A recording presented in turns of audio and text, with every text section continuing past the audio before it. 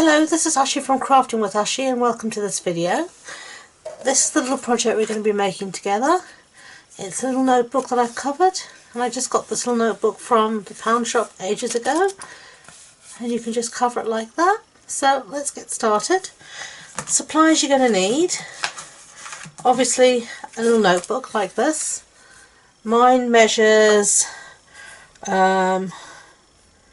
about 4 1/8 by 5 5/8. So it's just a small little one like that you've got.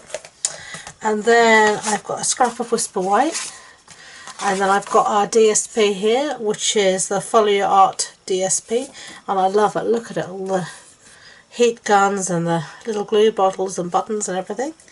And then I've got a scrap piece of Calypso Coral, and then I've got our main piece of Calypso Coral, and that measures 5 7/8 by 8 3/4 inches. Okay, so let's get started. So we're going to score on the 8 3/4 inch side, and we're going to score 4 1/4 inches in from either side. So that's 4 1/4 here, like that, and then we're going to flip it over like that, and we're going to score in again, not like that, 4 1/4 inches there, turn it round, that's it, and then we're going to score again at 4 1/4 here, which leaves us this little gusset along the centre. So let's get rid of the scoreboard. So there we've got our piece of Calypso Coral. Let me straighten you up, so I don't like things when they're not straight. Sorry about that. Okay, so now we're going to just fold on these two score lines. So let's see, you want to give them a good fold. So that's 1 and that's 2, and this is when a good bone folder is worth its weight in gold. Okay, and the one from Stampin Up is amazing. It's a really solid bone folder. Okay, so we're just going to open that back out. Now we're going to stick down our piece of designer series paper on the front, and this piece of paper measures 4 1/8 by 5 3/4 inches. So let's just put some adhesive down, and then you can decide whichever way you want it to go.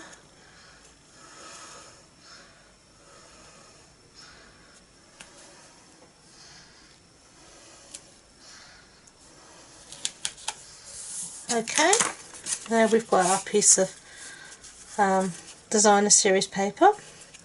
Okay, so now we're going to work on our inside, and we're going to be sticking our book into the inside, and for this I'm going to be using tear and tape. So let's bring that here and put some.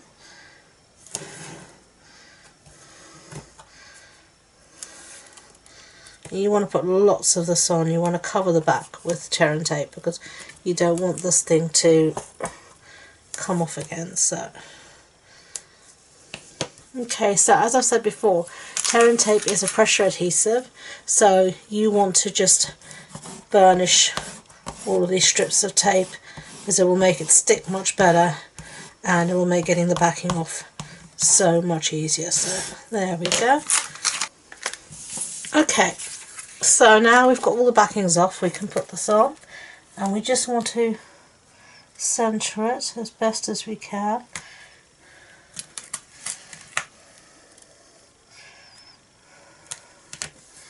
And as you can see, I've just left a very tiny amount around the edges here. I don't know if you can see that. Yeah, you can. So we close it up, and there we have our little booklet all covered. So now we're just going to do a little bit of stamping, so let's just put that aside. And I'm going to bring back my scrap piece of Whisper White, which is here. And the stamp set we're going to be using is one that's carrying over. This one, I love it as well. It's called Crafting Forever, and we're going to be using this sentiment that says Crafting Forever, housework whenever. I love that. Totally true. So let's put our stamp on our block, Give it a good push. Yep, it's not coming off. I always do that, give it a little bit of a shake to see if it's going to fall off, because then I know it's on properly. If it doesn't come, well, that didn't work very well, did it?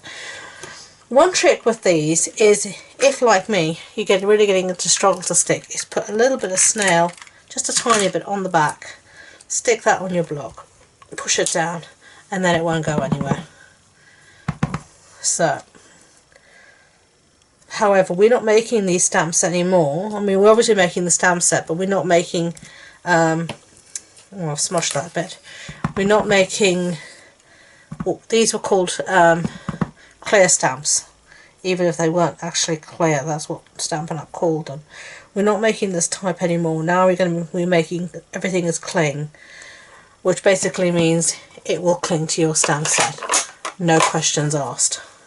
So you don't need to worry. If you're buying the stamp set new now, you don't need to worry, it's going to cling.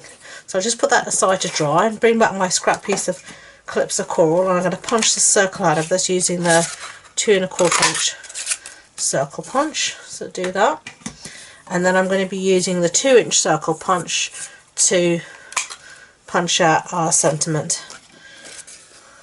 Okay, there we go.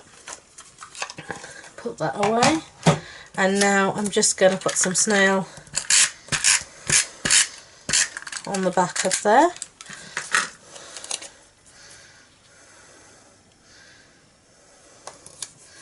Okay, and then I'm going to put some dimensionals, if I can find them, here they are, on the back of here. And if you know, I tend to be quite generous with my dimensionals. So, okay, so bring our little booklet back and stick a label on the front, like that. And then finishing touches, as always, you know I love my rhinestones, so I'm going to put a little rhinestones on here. I'm going to be using these baby ones, the smallest size. Come on, rhinestone.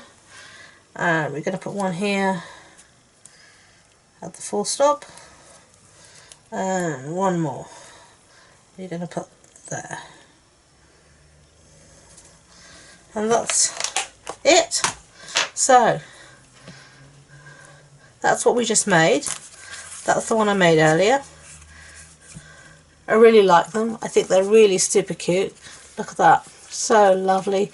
You know, we all need little booklets like this. I mean, when I was a child, I think like a lot of children, you have a love of stationery and all things pretty and nice, and you know, you love your pretty pencil cases and nice pencils and stuff. Nothing's changed, has it? So this is lovely. You can put this in your bag and you can make your shopping lists on this, lists of things to do around the house, chores, whatever. So really useful, but also really pretty. So there you go. Thank you for watching with me.